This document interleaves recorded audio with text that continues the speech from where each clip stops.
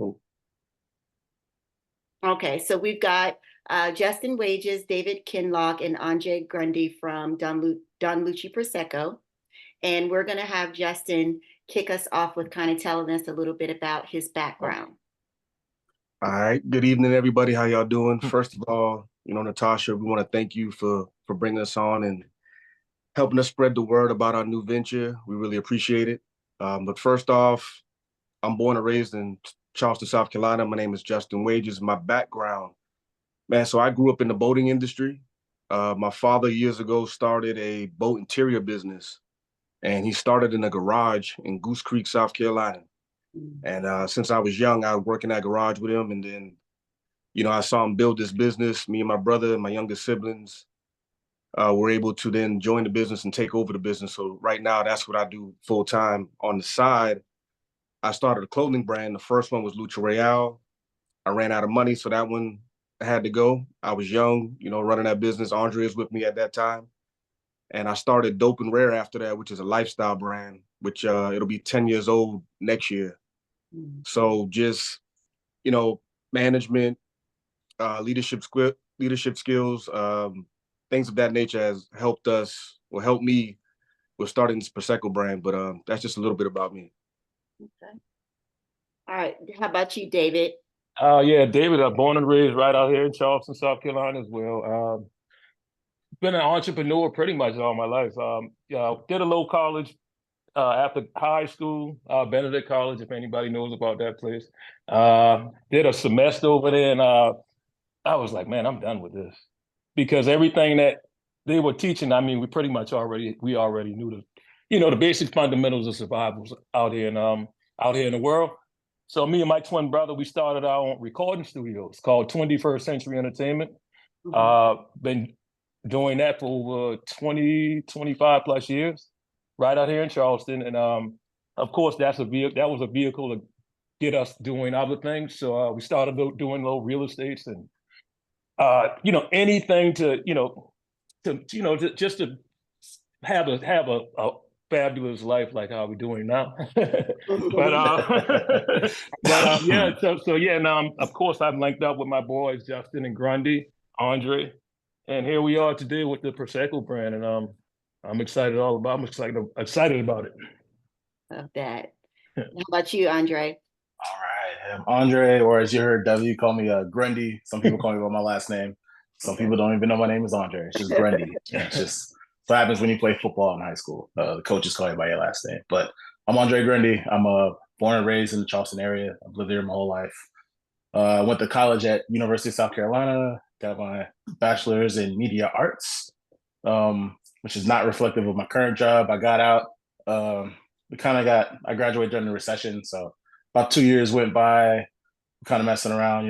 Me and Justin that we're cousins, so I was right there for Lucha Royale and everything else. We've been in there grinding. And about 2 years, I ended up getting a job at Boeing. I'm a lead engineer out there right now. I've been there 10 years. It's a pretty good job. I travel a lot. A lot of things I do is oftentimes they'll fly me out to other places and kind of help get their factories laid up and like really kind of leaned out and more of a perfect production system. That's what I've been doing a lot lately. Just getting back from San Diego and LA. I've been out there for a while, helping out other suppliers that we work with. But this Prosecco game has been probably one of the best things I think we've put our hands on, and I'm just proud of everything we've done. I appreciate you for this opportunity here tonight too. Oh no, thank you guys, definitely. So now that we've got a little bit of your individual backgrounds, how did the three of you come together for this specific project? Man, you want me to answer that? Yeah, you can answer. We had a really big group. What was that? That was during the pandemic. We were actually going to open a brewery. And that idea sort of fell apart within a year or two. And we always discussed amongst us three about doing a beer together. But other than that, we were always friends. We always traveled together.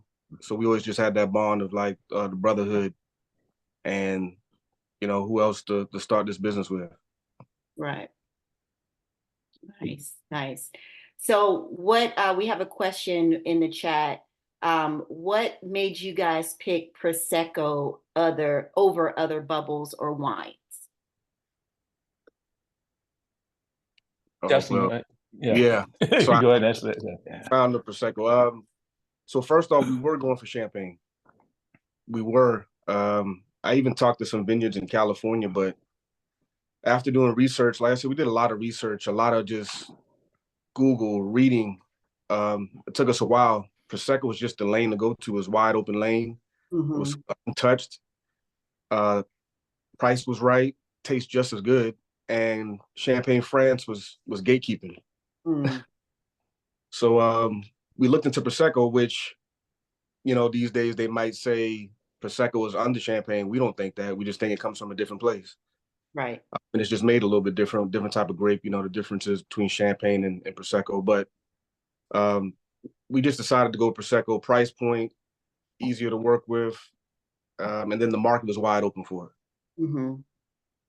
So tell us a little bit about, because we have a lot of members who either have wine brands, starting their wine brands, or thinking of doing that. So can you give us a little bit more information on just that process of finding your connection in Italy, and how did all of that come about? Finding the connection was so me with producing clothing. I built a lot of connections and I knew how to talk with overseas suppliers in China, the Middle East, South America. So I sort of used those skills to connect with vineyards in Italy. Um, Basically, like I said, Google, searching, and then sending emails. And I told these people exactly what I wanted to do. I wanted to produce a product that I could bring back and introduce to the minority market in the US. Mm-hmm. And they totally agreed with. They loved it. And I told them it was an untapped market. We're going to rebrand it. We're going to do it right. We're going to make it look good. And here we are. So that was just the process on that.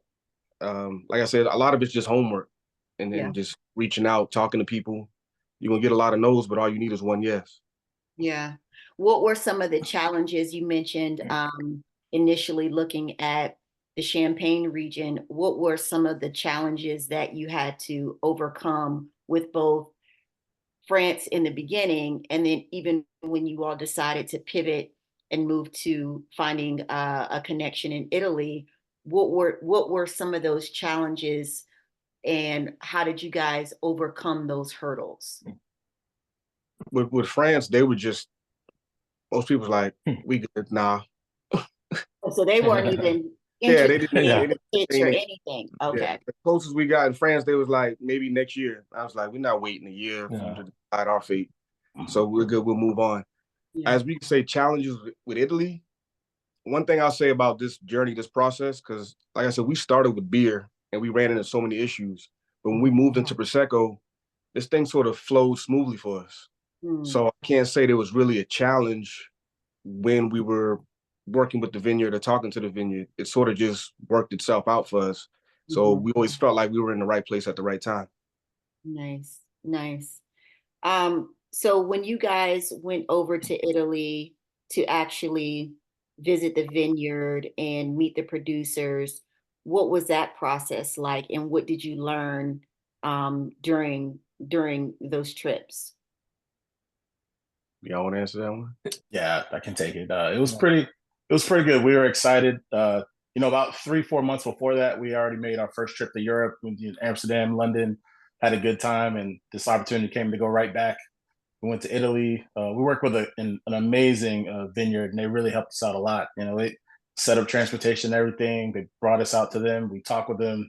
They showed us everything. We kind of saw their whole manufacturing Mhm. operations. We went out to the fields. It was the off season, so there were no grapes the first time, but it was a very good trip. They really took care of us when we were there. They made us feel like family, and that really kind of just made it a much easier made it a lot easier to work with them. They're For just really sure. good people, and we truly appreciate that. And that just kind of really made that connection that much better.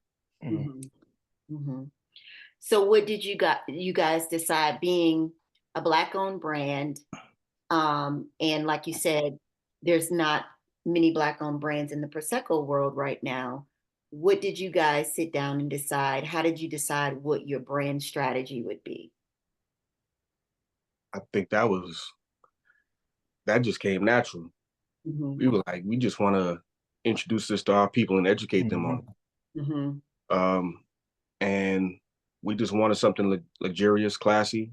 Mhm. We wanted to change the element of celebration because Mhm. everybody thought celebration had to be champagne when it really doesn't.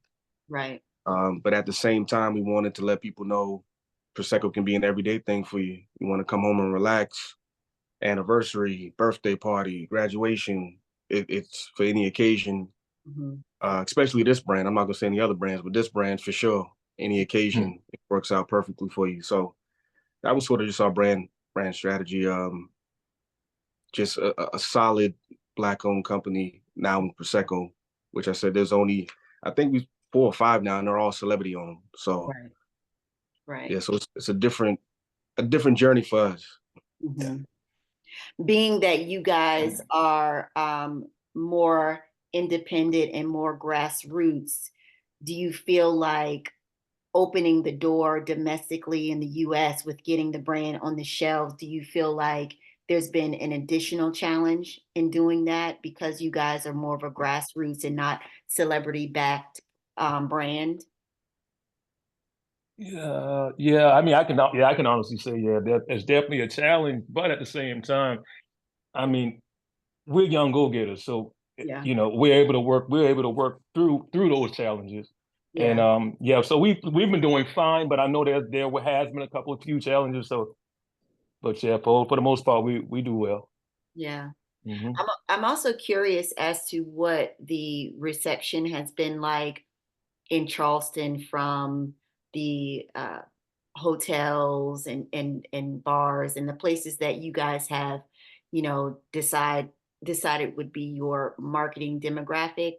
And the reason I say that is because as a Charleston native, whenever I go back and I go downtown, I'm always a little, it's like, gosh, it just kind of feels like the Gullah Geechee culture is kind of dwindling away.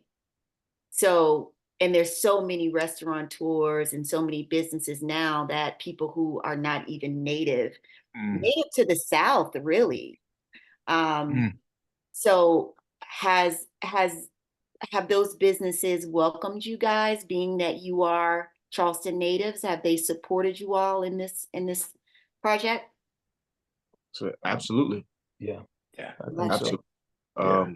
But a lot of this, we talked to people, we're like, this should be a no-brainer, especially in Charleston. Like, we're all Charlestonians at the end of the day. Mhm. Um, so like I said, Twin said we ran into some challenges, but most of all, most of these retailers or restaurants or bars have been open. That's right. Mhm. Well, So that's good. We've got a question from the chat from Erin. She said when she was there in Italy, a lot of the vineyards she visited mentioned having trouble with getting their products in the US market due to pricing. Have you guys run into any issues with that? what was funny is when we first got our distributor, pricing was the issue. Mhm. Uh, but we know what we had. We have a D.O.C.G. It's the top tier prosecco that you can get out of Italy. So I Mhm. mean, the price is going to be what the price is going to be. Mm. And sort of told our distributor, this is just what it is. Yeah. And said, all right, let's do it. And now Yeah. pricing is an issue. Yeah. So So that's a concern with a lot of the vineyards and the distribution because essentially we're sort of playing somewhat of a middleman. yeah. But we were able to work through that. All right. So we were just checking on you with this shit to make sure no side effects. So thank God it ain't. Uh-oh. Okay. Good question. Right on. So to piggyback off of that a little bit, so I'm assuming a lot of the preparation for this was either during COVID or coming out of COVID. So with all of the supply chain issues, did you guys run into any of those hurdles because of COVID related things? Nah, not really. No. This kind of started after COVID, really, when Oh, we okay. really Yeah. got focused on Prosecco. I think during COVID was when we were looking at beer. Yeah. Beer Okay. was like our COVID. We were brewing beer. I was making beer like right in the next room. I still have some beer left over that we brewed. But yeah, it wasn't. I think we got kind of lucky on that because I did hear a few stories of the horrors of just trying to get product here during COVID and how hard it was to get stuff across the ocean. Okay. And we have a question in the chat. Speaking on the pivot from beer to Prosecco, can you guys just kind of speak more about how everyone won't initially see your vision in the beginning and how you kind of persevere and not let that deter you from what your goal is? Oh, that's a great question. I got a feeling who asked that. Starting with beer, you can be laser focused and locked on that. And even when I called these guys and I was like, hey, let's do a Prosecco. I remember David was like, huh? He's like, you sure? And I'm like, listen, it makes sense. So, I introduced it to these guys. I showed them everything I looked at. We just dug deeper into it and it just made sense.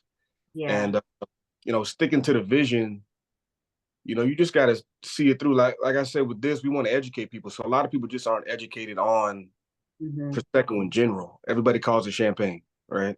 Prosecco and champagne, they say it's the same exact thing. So I think it's not only when we started this brand, we want to sell a product, but at the same time, I think it's our job to educate people on what exactly it is. But that was the biggest part. And that's sticking to our vision, educating and, bringing awareness to something. Yeah.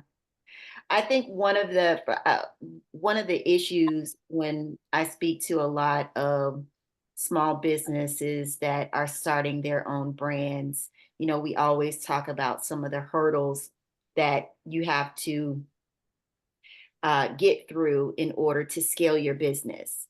And one of the issues is always a question of volume and inventory.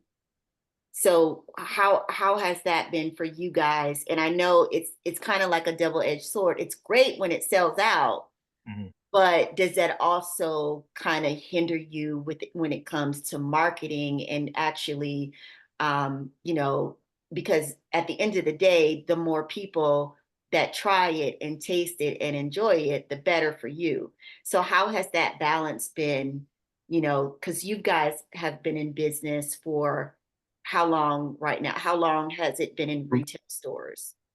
3 months today. 3 months, yeah. 3 months. So how is that balance or preparing for that balance? How are you guys, what's your plans for that? Right now, we're still learning.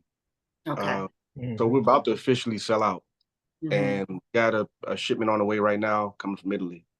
So for us, we're not professionals, we're not perfect. So we're still learning how to handle this, how much to order at once, when to order. So for us, it's still a learning experience, but I think selling out is always a great thing. Especially as fast as we sold out. We didn't think it was going to go that fast. I think nobody did. Yeah. So I guess, we'll learn more as this next shipment comes over, and it's almost 3 times as much as we had the first time. The first time was almost a proof of concept for us. Now we say this is, we're in the big leagues now. It's time to get locked in. So, I mean, that's how I would answer that, fellas. I don't know what y'all perspective would be on it. No, it's not the same. It was tough in the beginning because even I wasn't sure on the number for our first order. But Justin was pretty convinced, and I was like, let's do it, because I loved it from the beginning. I think I loved it a lot more than I loved the beer. And then when it came to getting that first order, it's like, this is gonna fly as soon as it hits the shelves, and it did. So I was glad we got how much we did in the beginning.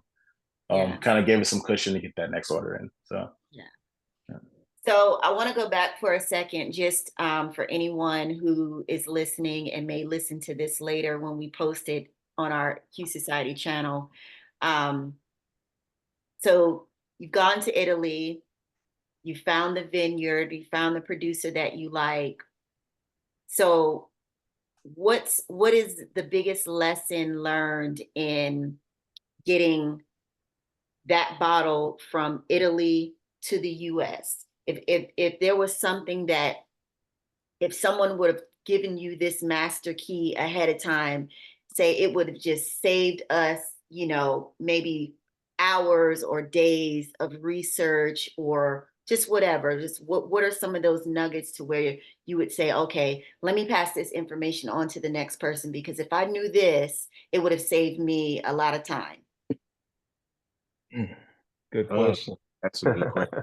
If I could make a comment on one thing. When we met with our distributor, they were impressed that we already had product like here in the States ready to go. They said a lot of times they meet with people and they don't even have the product yet. They haven't even got a contract with a vineyard. They just have an idea and they go meet with a distributor. But we already had all of that taken care of. We're like an off-the-shelf, ready to go brand for a distributor. That was probably one of the good things, I would say, one of the good nuggets that he told me, because I didn't realize, I thought everybody went and got the product first and then went to a distributor, but that's not always the case. So you guys were at an advantage because you were kind of ahead of the curve. The boxes were checked off. You were like, well, we're ready. And Yeah. so that was more attractive to a distributor, the fact that you guys were already ready. Yeah. They didn't have to babysit us through, you know? No. Yeah, that was the biggest thing. Yeah. Gotcha. I know you mentioned like shipping. That, I mean, one of the nuggets, I mean, there's a couple different options when you're using different shipping companies. So I handle a lot of the logistics of getting it over here, but I mean, we found one company, went with them, and the process was smooth. Only thing I would change is they got it over here quicker, but we know that takes time on the ship coming across the sea. Yeah. One thing I said, if we would have known the fees that come on the back end. The back end, that's right. The back end fees that sort of caught us blindsided for that first shipment. So now we're aware of them and we're prepared for it. But there was some there's a sparkling wine fee tag that comes across. There's all kind of random custom fees that are not included in your shipment, your shipment. So the additional taxes that you weren't thinking of, things like that. Yeah, things we just didn't see or nobody told us about. Yeah. Now we know, but other than that, that was just the only thing that sort of blindsided us. Okay. Let's see, we've got a couple more questions. So where, as far as retail stores, where are you guys located right now? Yeah. All right. Yeah. I want everybody to get on Instagram and follow us at official Don Luchi, and you can find the store locator. Yeah. And then that'll direct you to every place that we have our placements in, and there's going to be more coming through the upcoming weeks. So yeah, everybody go follow us, and and on our website that'll let you know exactly where we're located. Yeah. So right now only South Carolina. So we all over the state. Correct. Yeah. Okay. Mm-hmm. All right, I'm putting both the website and the IG in the chat. Okay, perfect. Okay. And the second question we had was, were you involved in making decisions about how your Prosecco was blended? And did you create your own labels? Oh, so what was interesting about that is, so the vineyard, we work with them and they sent us a bunch of different variations of what they could do and whatnot. And we teamed up with a good friend of ours, Femi, who owns part owner of Graf downtown Charleston. And we had a private tasting at the house and we brought him through. And I think we had eight bottles that night. Yeah. And the last one, he was like, yeah, that's it. He was like, you got a winner. The very last one. So I remember his reaction on the first one. He was like, what is that? Yeah. And the last one, he was like, that's it. Yeah. And to answer the question about Femi, it's great. Yeah, you know Femi. Yeah, so Femi is the stamp of approval. So as soon as he said, yeah, we know we had something. Good. So yeah, we sort of did have a little input on that. And then he confirmed it for us. And then with the label, yeah, all the label is done in-house. I work with another designer that helps me out. So I gave him the concept and he cleaned it up for us. Nice. Nice. So what do you guys see for the future? Where do you want to take this Don Luchi brand? Of course, we want to take it worldwide, but I mean, right now we're just taking it, little by little, step by step. Like I said, we still haven't even touched South Carolina the way it should be touched. But with the next shipment, I think we're definitely going to be Mm-hmm. doing a lot of outsourcing in different states, Mm-hmm. and some online shipping. Mm. Yeah, those guys could touch on some of that. Yeah. So right now, our next step, I mean, again, like we've sold over 2,500 bottles in 3 months, and we haven't even touched the Midlands or the upper state yet. Correct. Really. Yeah. That's just in the low country. Okay. So, you know, we're going to focus on that expansion, and then we're moving into North Carolina. We just submitted our paperwork. So in about 2 weeks, we're going to be launching in Charlotte. Mm-hmm. And, you know, from there, we'll expand into Atlanta. We'll be there soon. And, around the Southeast. And, you know, the ultimate goal, what we dream of course, is worldwide, but we want to be a household name.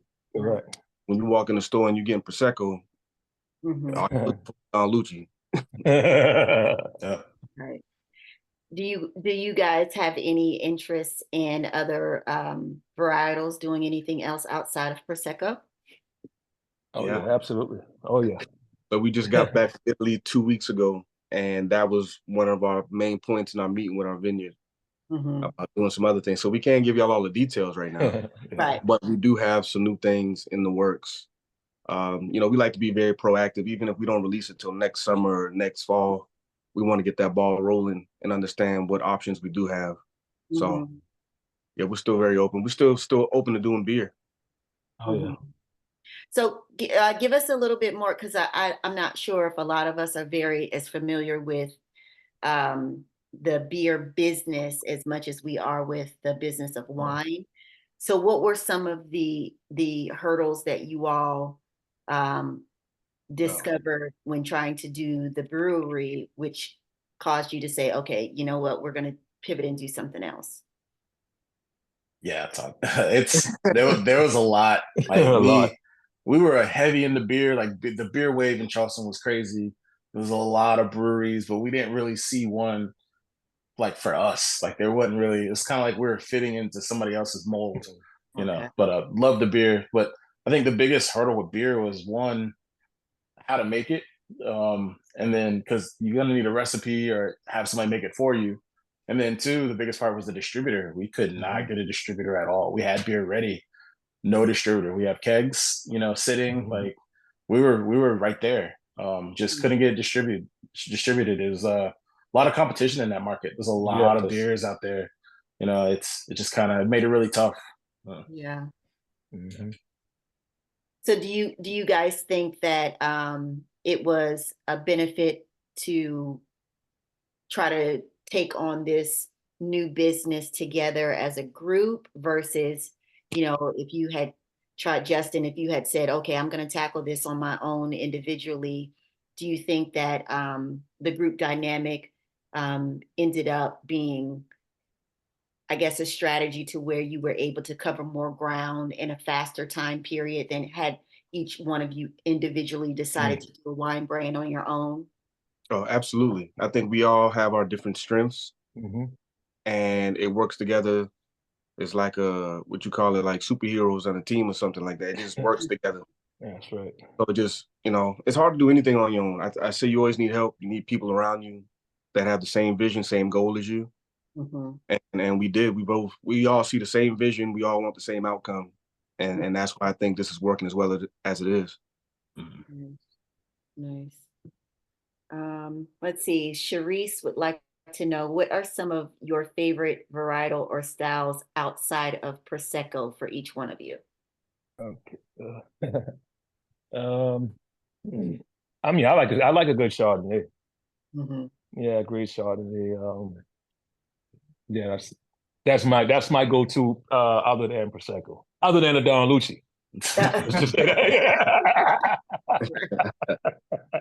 I'd say the same thing. Chardonnay is probably about it. I'm more of a lighter wine.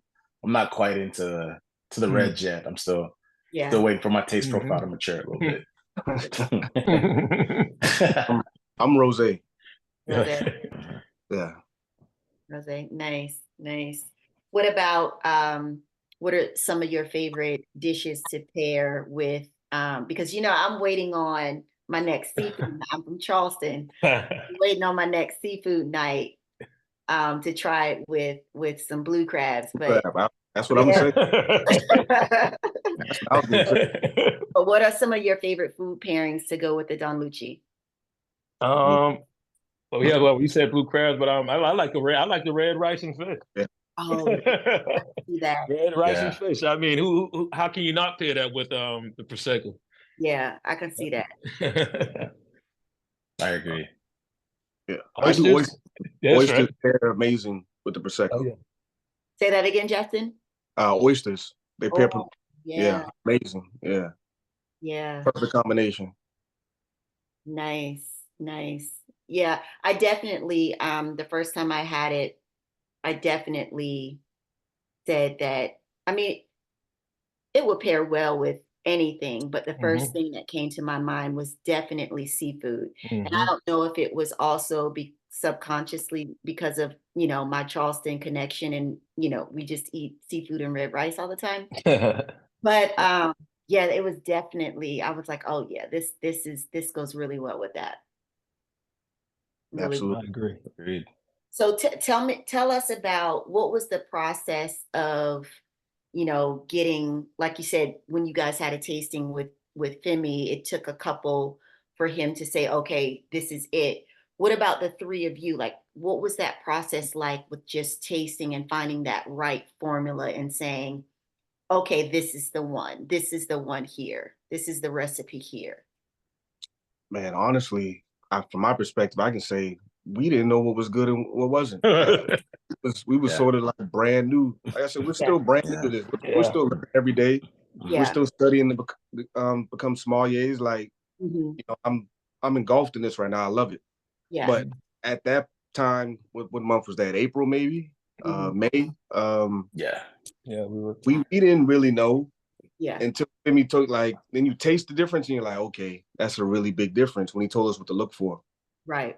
So yeah, that's my perspective on it. Right.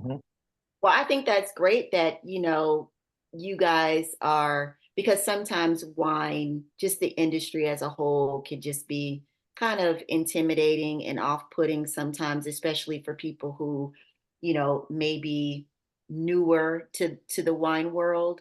And so the fact that I think that that's awesome, the fact that you guys are kind of learning at the same time that you're educating your consumer, you're experts about your particular brand, but as far as the wine world in general, you guys are learning along with educating the consumer as well. So I think that's a unique perspective. agree. Absolutely. Yeah. Yeah. How have your families, how have they supported you guys and the excitement behind this? What's that been like? I mean, It's been- it's been good. The family and everyone's been supportive. Of course, we've been having long days and long nights, and a lot of travel, but through all in all, they see the vision as well, so they appreciate it also. Yeah. Yeah. All the aunties are loving it Yeah. right now. Oh yeah, They take it everywhere. I think we had a family reunion in Kentucky, and they took like 3 cases up there with them just Yeah. to share with my family up there. It was everybody. The family's very supportive. They love it. It's just it's been good. The support's been great. The parents are just. My mom is this prosecco queen now. She loves it. So, Yeah, yeah. It's like my pops. He likes to give bottles to everybody. He's like, you got to try this. Right. Right. Right. Yeah. Well, that's awesome. So what do you guys have planned for, I guess this would be considered the Q4 coming up for the brand? Yeah, we got a lot of things coming down the pipeline. Some that we don't, we can't even disclose right now. But of course, just growing the brand. Yeah. Just growing the brand. We still got a lot of work to do, but so far it's been doing very well for us. Nice. How have you all, because I've seen that you guys have done a lot of media interviews and think print as well as television. Have you all seen a huge impact on that media presence? Have you been able to see results in that?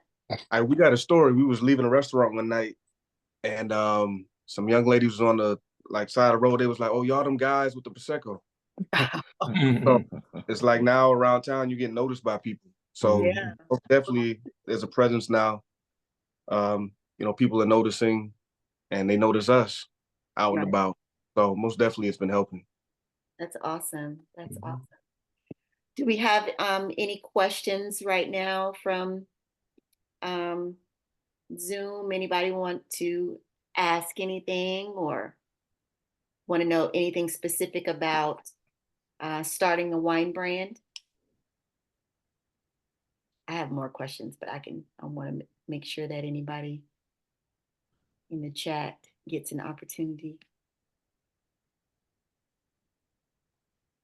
Oh, you know what? We didn't talk about one of the most obvious things. How did you guys come up with the name? I knew that. Good. Oh yeah, I guess that's me there. Luchi was actually my nickname. Oh, okay. Yeah. So then Don Luchi, it sort of fit the persona and just the feel of the brand. And when you say it, it just made sense. Mhm. Italy, they call it Don Luchi. Mhm. But over here it was Don Luchi, and then it just made sense. It just worked, and we just went Yeah. with it. So Mhm. so we did play around with other names, but it just Yeah. we're all Don Luchi at the end of the day. Yeah. Yeah. There you Yeah. go. Awesome. So we have a question in the chat. Did you guys seek out a D.O.C.G or did you consider other designations? I mean, again, at that tasting there, we explored every avenue. Mm-hmm. And again, that D.O.C.G was just different. Mm-hmm. Mhm. You know, it just you can tell the quality difference for us, and that's what we wanted, a quality product. That was big. In anything we do, from Dope and Red to the studio, anything we just provide high quality products. So it just made sense for us to go with the D.O.C.G over anything else. Mm-hmm. So I'm going to ask each one of you if you could describe Don Luchi in 3 adjectives. What would those 3 adjectives be? I'll take the first crack. For me, I think the first word is crisp, Mm-hmm. balanced, and refreshing are probably the 3 that I put. That's what comes to mind when I think of this drink. Mm-hmm. You got some good questions. One of my words, I say luxury, definitely. Right. Luxurious. Oh man, that's a good question for real. I mean, I'm stuck on two extra adjectives to put with it. Mm-hmm. You can go ahead, Justin. We'll circle back. It's okay. Yeah, most definitely refreshing. I think it's like my go-to for anything, just refreshing. Man, Classy. but Classy. the flavor A around class shit, of its own, yeah. effervescent. But we was the luxury crisp. I mean, what's crazy is we talk about this, but yeah, all of the above. Basically, Yeah. what Grant said, it sort of fits. Yeah. Yeah. So I wanted to show the other members the bottle. So I was telling Justin before you guys got on the call, I had to send my mom to she went to 6, 7 different places all over Charleston trying to get it. It was sold out. So I think she ended up going to it was between maybe a place on Maybank Highway or Coosaw Creek. And she went to Coosaw Creek and she bought the last 3 bottles that they had. And so, but yeah, as soon as I tried it for the first time, a lot of the adjectives that you all described are exactly what I would describe it as well. Justin, effervescent was a great adjective because I love the amount of bubbles that's in it. Yeah. You know, it kind of, like you said, it reminds you of fun and celebration, and it's happy and joyous, and like you said, luxury and all of those things. So I hope that, we get the opportunity to maybe do a tasting with all of our members at some point in the future, because I really do think that they would really enjoy it. It's a really, really great Prosecco. Thank We you. appreciate Thank it. you. Yeah, you Appreciate guys it. did a wonderful job on it. I even love, the launch that you guys did, and it was really, really impressive. And so I've been telling everyone about it, and not just because it's a great prosecco, but also I love the story of how you guys, France wasn't necessarily welcoming you with open arms, and you pivoted and you found your exact area of where you should be. And so that's a great example of how sometimes the doors that don't open for you are not the doors that you're supposed to walk through. Exactly. Yeah. In that path that you are supposed to lead, you will eventually find that place. But sometimes we just have to keep pushing and keep going forward. Someone in the chat wants to know, what is the retail price range in the Charleston area? Between 27 and between $27 and 30, which is a reasonable price. Yeah. Yeah. Will you Think- stick to Italian wines, or will you be exploring other regions? Oh man, I can't get too far into Yeah, that. exactly. We do have a real big like master plan. Okay. Can't give too many details on, but we're exploring everything. We'll say that. Nothing's off the table. That's good. That's good. We've talked about some of the other great varietals that you all individually love outside of Prosecco. We've talked about some of the food. Alicia said, we'll keep your secrets as well. What are some of the, not necessarily regions that you might be looking to include in the portfolio, but just on a personal level, what are some of the other wine regions that you guys are exploring, and maybe just if you're sitting at home or go to a restaurant and order a glass? It's not even wine.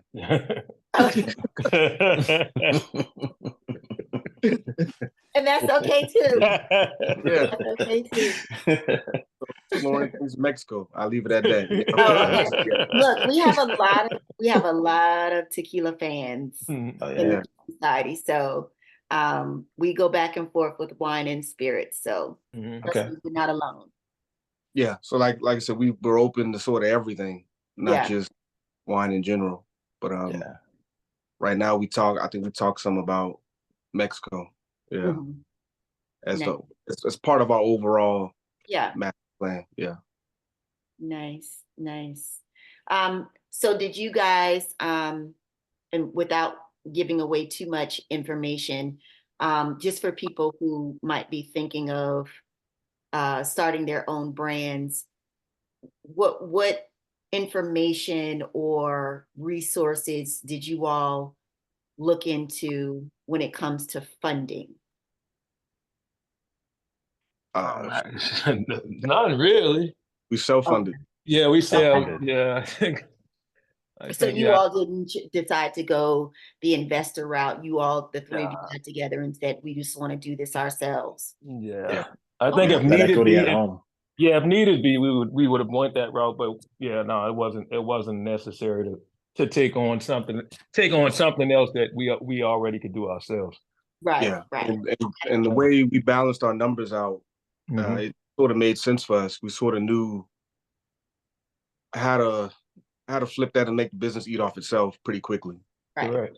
So yeah, we'll be in profit Yeah. within 12 months. Yeah. Oh, nice, nice. And that's one of the good things about, small businesses, that there's no set blueprint, Mhm. and every business, kind of decides how they want to do it on their own. But, obviously self-sustaining your own business financially is the ideal situation. Mhm. So that's great that you guys were able to do that. We have a question in the chat. How would you describe the food beverage industry in Charleston, and is it becoming more welcoming? Yeah, I would say so. I mean, the food business in Charleston has grown like tenfold. And I would say it's, to us, it's been welcoming, because I mean, we frequent these places. We know a lot of people inside the industry. So yeah, it's been a pretty good, easy going flow for us. Oh, okay. Yeah, it kind of worked out perfect. We met, Yeah. we knew so many people in food and bev in Charleston. I'm not sure if you could say it was, fair to say, like, just we knew a lot of people in the industry. It kind of it made it a lot easier to walk through those doors. They know us. We frequent these places. We're regular patrons. It's helped out a lot. Right. I could say it didn't used to be like that, but No, it's changed a lot. Mhm. I still say we got a ways to go, but Yeah.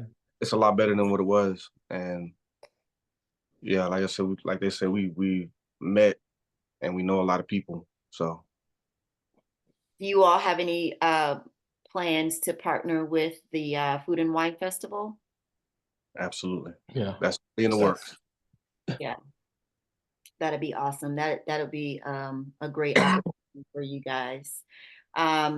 See, do you all do festivals or more boutique pop-ups? Both. Yeah. Yeah. Okay, nice. What has been probably your most unexpected experience with just educating the public? Is it that Mhm. you believe that most people actually, like you said, aren't really educated on what Prosecco is? Like what's your biggest hurdle when it comes to, is it educating the palate? Is it just educating them in general about sparkling wine and Prosecco? In general. In general, yeah. I Just agree. last night, I had somebody come to me and was like, "Man, your champagne's really good." I appreciate it. So it's like, yeah, that's the number one, and it's crazy because like I had conversations with people and they're like, "Yeah, I really like this prosecco." Then they'll call it champagne the next sentence. So it's like you got to give and take. Like we educating at the same time, just like, thank you, we Yeah. appreciate it. Yeah. Yeah. Well, it does take some time, especially for brand new Yeah. consumers who are not Yeah. even wine drinkers. It does take a Yeah. little bit of time. But one good thing with that, at least that they will be able to connect your brand with Right. their new wine experience. So that's always good.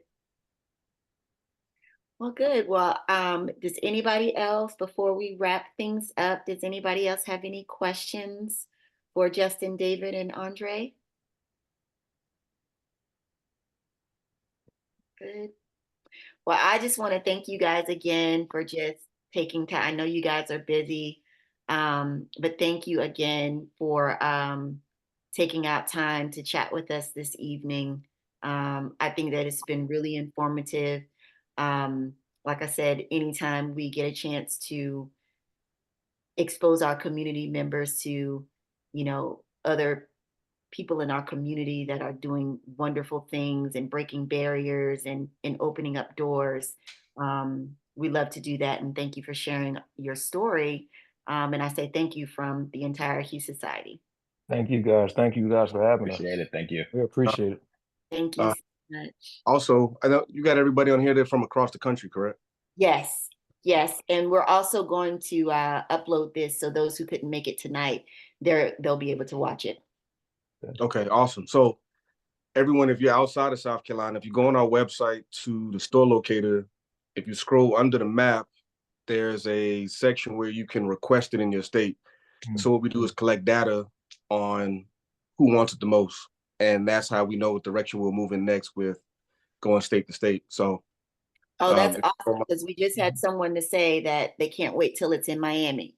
okay. So whoever that was, go to the website and it'll tally it up for us, and we sort of can see what state is requesting it the most, and it helps us make our next move. Okay, perfect. Yeah. Yep, we've got someone says DMV definitely wants it too. So you guys go, Alicia, Cortessa, you guys go, make sure you go on the website and fill it out so we can make sure that we try to get this all over the US. Sure. Absolutely. Yeah. Well, thank you, everyone. You guys enjoy your Monday night. And Justin, I'll follow up with you. And then we'll be talking soon. All right. Sounds good. Thank you. Cheers. Thank you very much. Uh-huh.